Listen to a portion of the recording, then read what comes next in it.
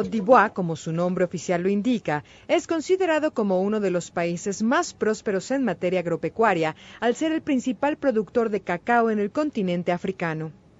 A diferencia de otras naciones africanas, su composición demográfica es vasta al ofrecer una variada gama de paisajes que van desde la sabana desértica al norte, la selva virgen y extensas playas en la región sur. Aunque la capital de Côte d'Ivoire es Yamoussoukro, la ciudad de Abidjan funge como capital económica y sede de las representaciones diplomáticas en ese país. Su moneda es el franco, su idioma oficial es el francés, y el gentilicio de su población es marfileño o marfileña. El total de la población marfileña es similar al número de habitantes de la zona metropolitana del Valle de México.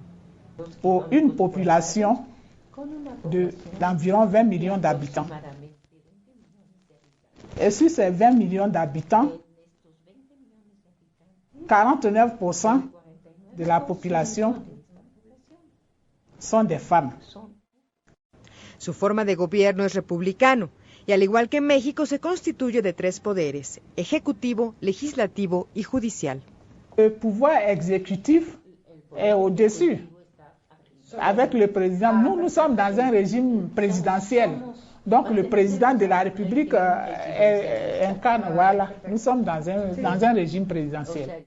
Cuando el proceso de democratización en este país africano iniciaba, pronto se vio detenido.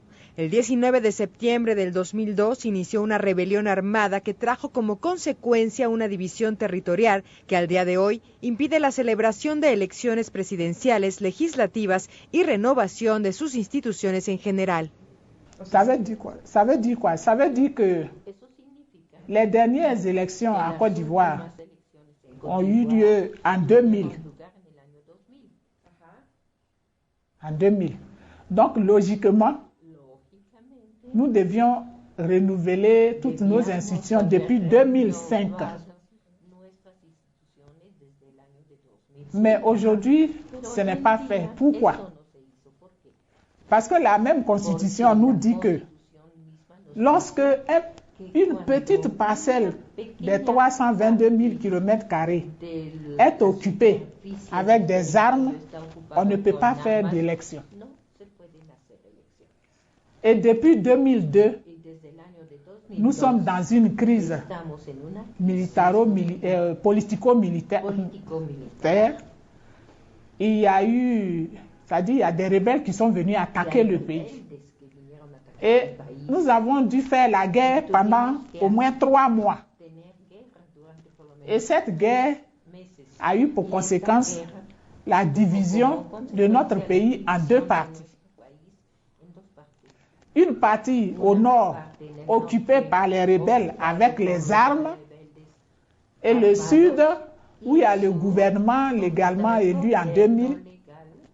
Et donc, la Constitution nous dit que tant que la partie nord où sont les rebelles n'est pas libérée des armes, on ne peut pas aller aux élections. La Constitución de Costa de Marfil del año 2000 estipuló por primera vez la conformación de 2 cámaras. Sin embargo, el estallido social del año 2002 detuvo la conformación de su Cámara Alta.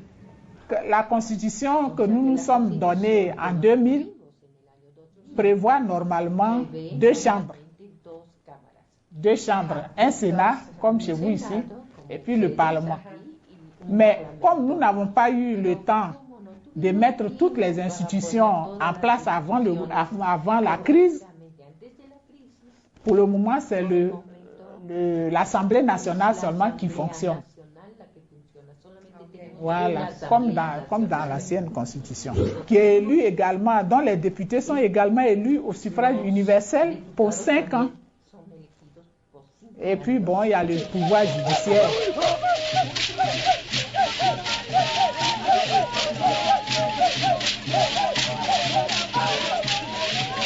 A diferencia de los 500 legisladores que conforman la Cámara de Diputados en México, la Asamblea Nacional de Côte d'Ivoire tiene un total de 225 diputados, de los que poco menos del 10% son mujeres. El interés político en Costa de Marfil es palpable en cuanto al número de partidos existentes. Sin embargo, son 5 los que representan a la población en su Asamblea Nacional. Actuellement, en Côte d'Ivoire, il y a plus de 100 partis politiques. Plus de 100 partis politiques. Mais sur ces 100 partis politiques, disons, il y a à peine 4-5 qui fonctionnent normalement.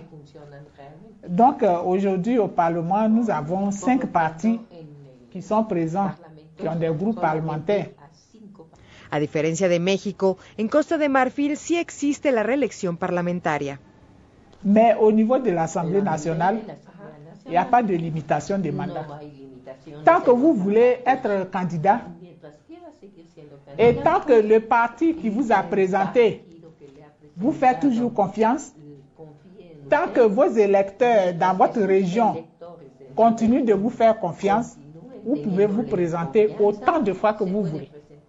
En cuanto a productividad legislativa, son varias las leyes importantes que la Asamblea Nacional ha dictaminado en los últimos años. Entre estas, se destaca la abolición de la ablación sexual o mutilación genital femenina. Parce que dans notre société, encore en Côte d'Ivoire aujourd'hui, on trouve des traditions où il faut forcément que la femme subisse cette maltraitance-là pour savoir qu'elle est en âge de se marier. Les mutilations génitales, ça dit, bon, voilà, de la femme. Et ça, c'était vraiment, on a lutté pour que ça soit aboli. Donc, il y a eu une convention qui a ça.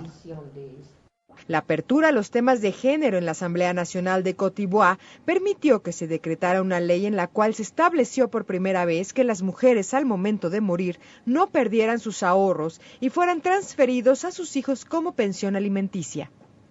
La femme qui travaille, qui paye des impôts sur son salaire, quand elle meurt, tout ce qu'elle a cotisé, c'est perdu. On ne donne pas à son mari, on ne donne pas à ses enfants.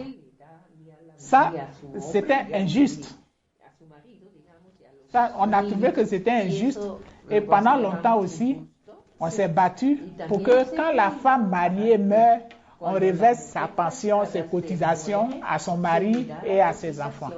Al ser el principal productor de cacao en África y el tercero en producción de café, Costa de Marfil es considerado como un país eminentemente agrícola. Sin embargo, fue en 1998 cuando se decretó una ley que dio fin a varias décadas de conflictos agrarios. Les communautés qui vivent ensemble se font chaque fois des palabres pour les terres. Non, ça c'est ma terre. L'autre dit non, ça c'est pour moi et tout.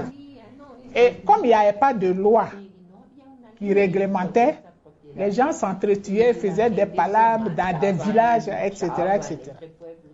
Tout cela, malheureusement, c'était dû à notre premier président qui avait comme ça lancé une phrase qui jusque-là avait fait presque office de loi.